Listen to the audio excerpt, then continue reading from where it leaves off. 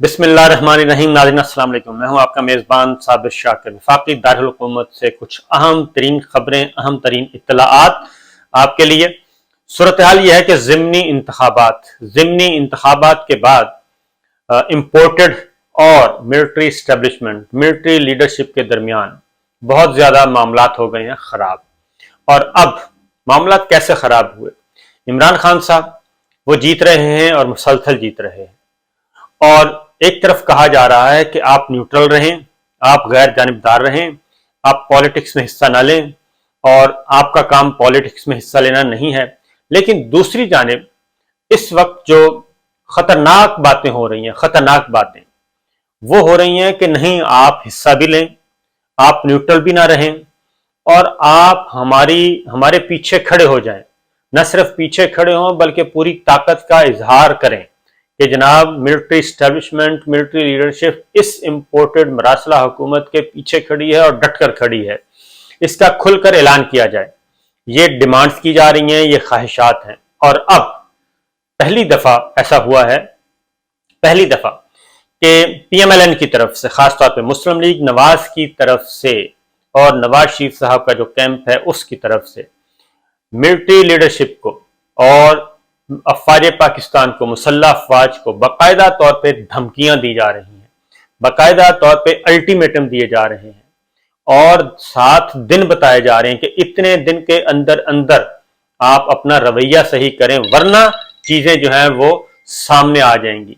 ये बहुत ही खतरनाक जो है रुझान है जो कि इस वक्त देखने में आ रहा है।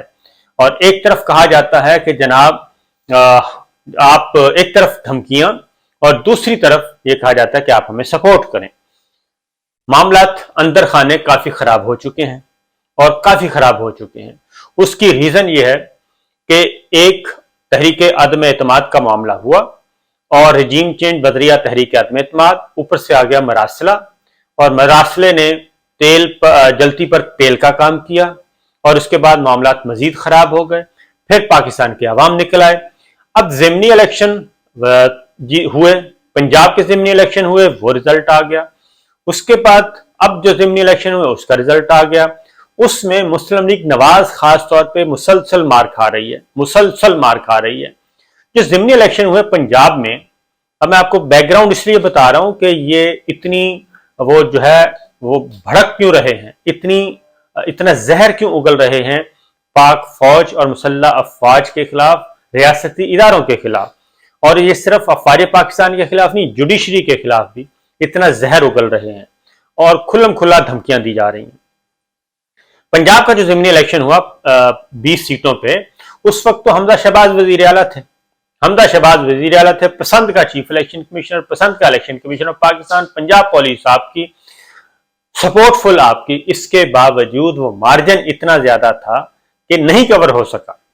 मिस्टर एक्स वाई का जिक्र आया, पता नहीं क्या क्या नाम आए, और वो यास्मीन राशिद साहिबा ने बिल्कुल सारी बातें बता दी थी कि क्या हो रहा है, उन्होंने नाम भी ले दिया था।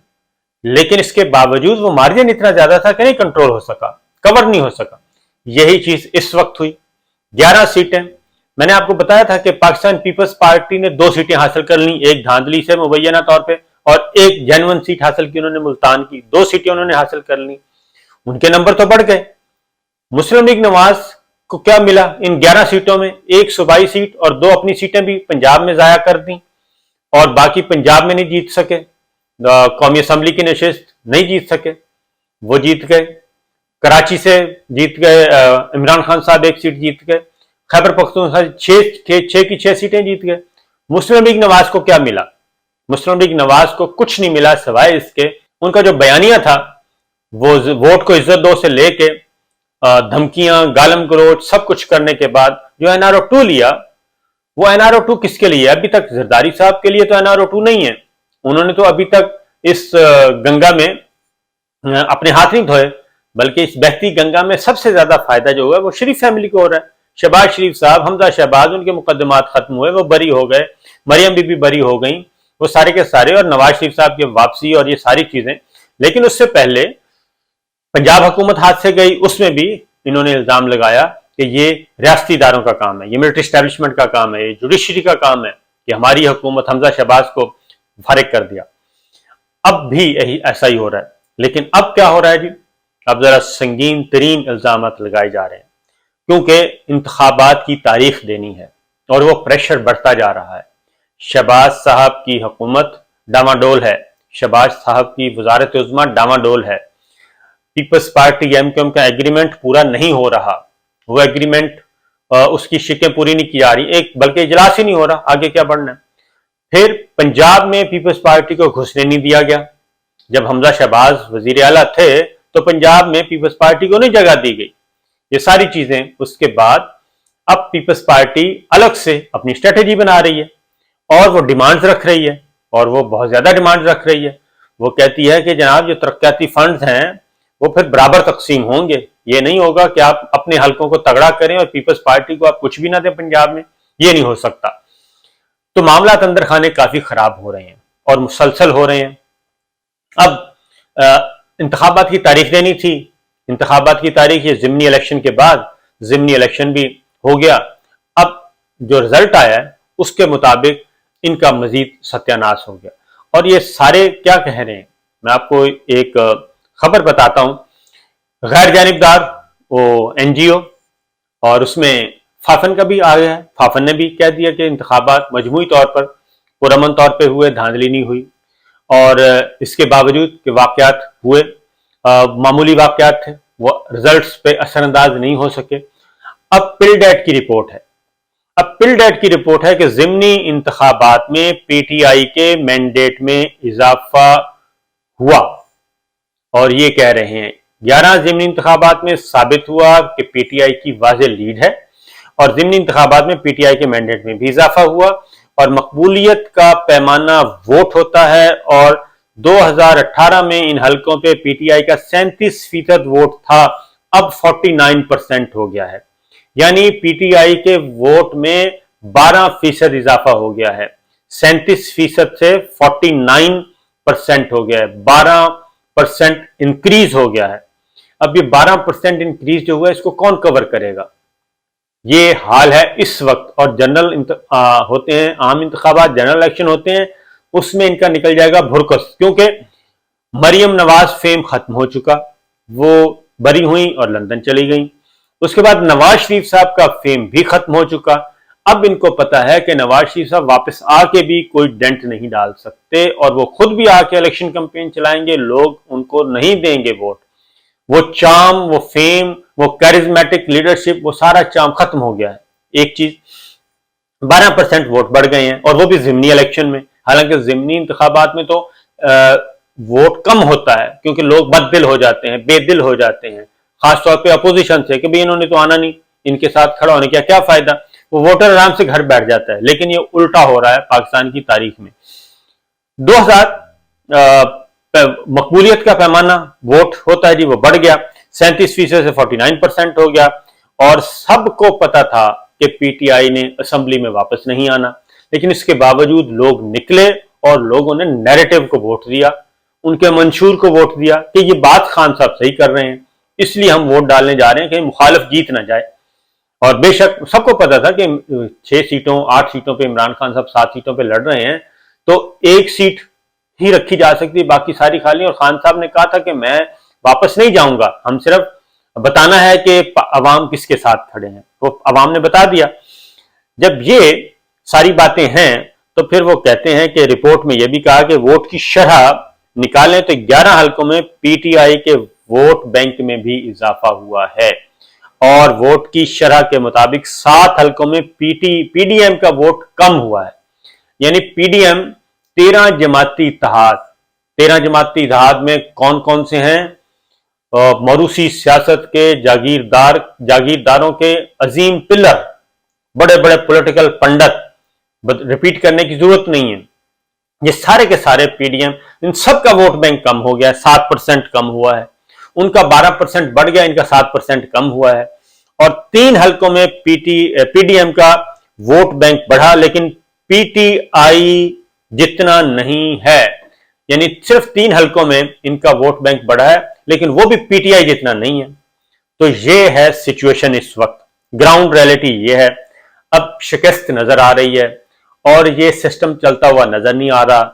الیکشن کی ڈیٹ دینی ہے اور الیکشن کی ڈیٹ دیے بغیر معاملات آگے نہیں بڑھنے، عالمی مالیاتی ادارے آپ کو منہ نہیں لگا رہے، جو خارجہ پالیسیز کے بڑے بڑے ملک ہیں وہ آپ کو کمزور ترین سمجھ رہے ہیں، وہ کہتے ہیں انہوں نے رہنا تو ہے نہیں، ان کے ساتھ کیا بات چیت کرنی۔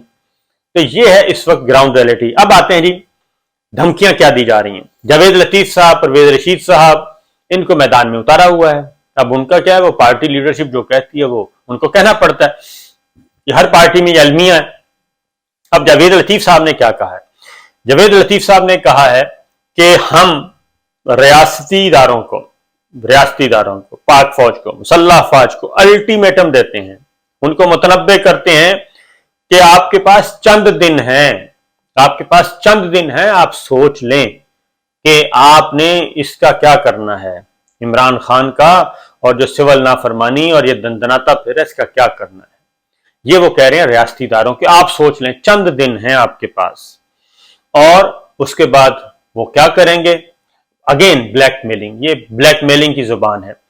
پھر انہوں نے یہ بھی کہا کہ جناب ابھی تک ریاستی ادارے یعنی کہ مسلح افواج یعنی کہ جوڈیشری، ریاستی ادارے جو ہیں وہ ابھی بھی عمران خان کو سہولت کاری فراہم کر رہے ہیں، اور ضمنی عام انتخابات کی طرح ضمنی انتخابات میں بھی عمران خان کو سہولت کاری فراہم کر رہے ہیں۔ اب میں نے ایک طرف فافن کی رپورٹ پڑھ لیں، دوسری طرف پلڈیٹ کی رپورٹ پڑھ لیں، دونوں غیر سرکاری تنظیمیں ہیں۔ عالمی ذرائع ابلاغ کو سن لیں، آپ عالمی ذرائع ابلاغ کو ان کو سن لیں، اور پڑوسی ملکوں کے تاثرات سن لیں، الیکٹرانک میڈیا کو سنیں، سوشل میڈیا کو سنیں، ڈیجیٹل میڈیا کو سنیں۔ دنیا بھر میں جو اس وقت ہو رہا ہے سب کی نظریں پاکستان پہ ہیں، لیکن یہ سب کا سارا ملبہ عمران خان صاحب کی جیت کا، پی ٹی آئی کی جیت کا اس کا ڈال رہے ہیں مسلح افواج پہ۔ اب آگے ایک اور چیز بھی ہے، اب وہ کہتے ہیں عمران خان کا کوچ جو ہے وہ سیاست کا نوری نت ہے۔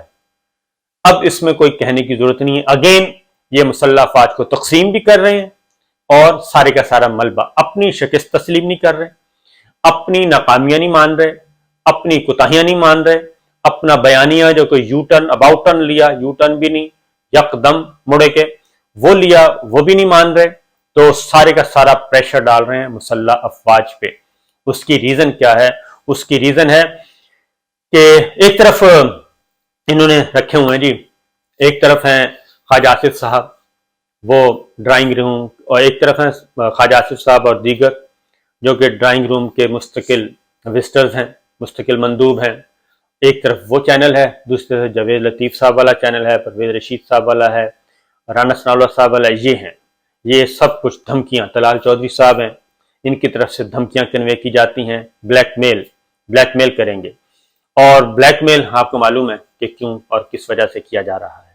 تو لہٰذا یہ ہے صورتحال کہ ابھی بھی وہ کہتے ہیں کہ عمران خان صاحب یہ ہے کہ آپ بس ان کو ذبح کریں، اور پھر عمران خان صاحب کو سیاسی طور پہ یہ چاہتے ہیں کہ ذبح کر کے پھینک دیں، اور اس کے بعد پھر ہم سب مل کے آپ کو ذبح کریں گے تاکہ آپ کو بچانے والا اس وقت کوئی نہ ہو، اور مسلح افواج کو پنجاب پولیس سے بھی بدتر لے آئیں، اور جو آرمی چیف ہو اس کی حیثیت آئی جی سے بھی کم ہو، اور اس کو حکم صادر کیے جائیں، اور وہ ہمارے احکامات کی تعمیل کریں، اور اس کے بعد ہم جانیں، اور یہ ہماری ریاست جانے، یہ ہماری جاگیر ہے۔ تو یہ ہے، یہ ہم پہلے دن سے ہی کہہ رہے ہیں،